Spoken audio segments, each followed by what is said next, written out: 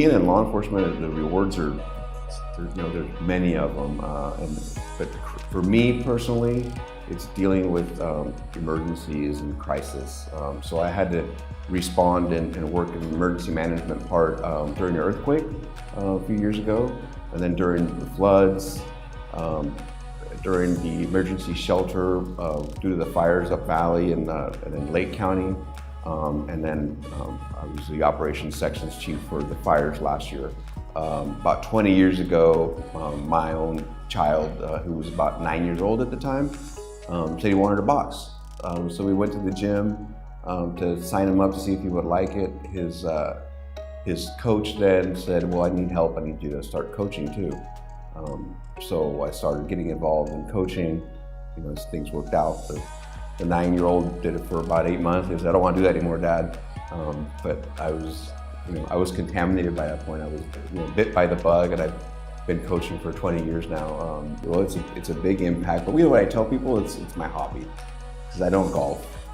If anybody saw me at the Chambers golf tournament, they will agree that I don't golf. I'm terrible at it. I think that everybody should look at themselves as a leader in some way or shape or form. I teach at the police academy. I've been teaching there for 10 years. And now the students at the police academy are the same age as my son.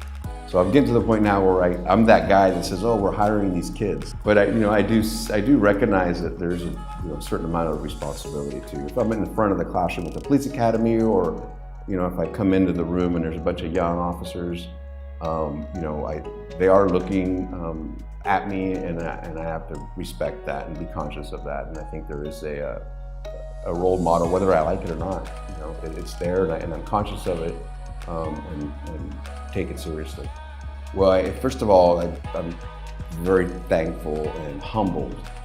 So my family is there to represent, and I never do anything to be noticed. And I just put my nose to the ground and work, and try to leave a good mark for the next generation. To when I'm long gone, because hey, that Oscar guy, he was all right.